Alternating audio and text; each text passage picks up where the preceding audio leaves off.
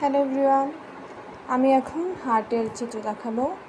হার্টের কোনটা কি কাজ করে এবং কীভাবে রক্ত সংবহন হয় তাকে আমি দেখাবো এখন।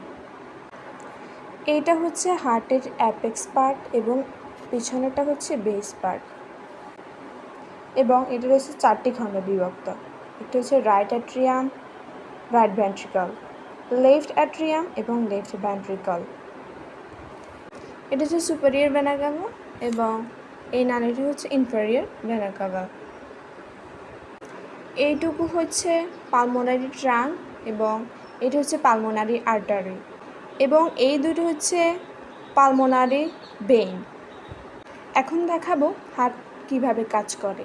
আমাদের শরীর থেকে ডিঅক্সিডেটেড রক্তগুলো সুপেরিয়র ভেনা কাভা এবং ইনফেরিয়র ভেনা কাভার মাধ্যমে প্রথমে ডিঅক্সিজেন সমৃদ্ধ রক্ত রাইট অ্যাট্রিয়ামে আসে।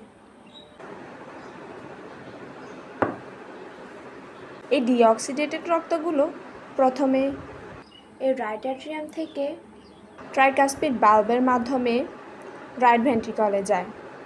রাইট ভেন্ট্রিকলে এগুলো পরিশোধিত হয়ে রাইট ভেন্ট্রিকল থেকে এই ডিঅক্সিডেটেড রক্তগুলো পালমোনারি ভালভ হয়ে পালমোনারি আর্টারির মাধ্যমে আমাদের লাঞ্চে গিয়ে প্রবেশ করে। এরপর পালমোনারির এই দুইটা ভেনের মাধ্যমে আমাদের অক্সিডেটেড রক্তগুলো প্রথমে লেফট অ্যাট্রিয়ামে আসে। লেফট অ্যাট্রিয়াম থেকে অক্সিডেটেড রক্তগুলো বাইকাসপিড ভালভের মাধ্যমে আমাদের লেফট ভেন্ট্রিকলে আসে, এবং লেফট ভেন্ট্রিকল থেকে এই রক্তগুলো অ্যাওয়ার্টিক ভালভের মাধ্যমে, এই যে অ্যাওয়ার্টা, এর পুরোটার নাম হচ্ছে অ্যাওয়ার্টা, এই অ্যাওয়ার্টা দিয়ে আমাদের সমস্ত শরীরে প্রবাহিত হয় অক্সিডেটেড রক্তগুলো। এবং হার্টের এই যে মাঝের অংশটা, এটার নাম হচ্ছে স্পেকট্রাম। ভিডিওটা ভালো লাগলে অবশ্যই লাইক, কমেন্ট এবং সাবস্ক্রাইব করে যাবেন। ধন্যবাদ।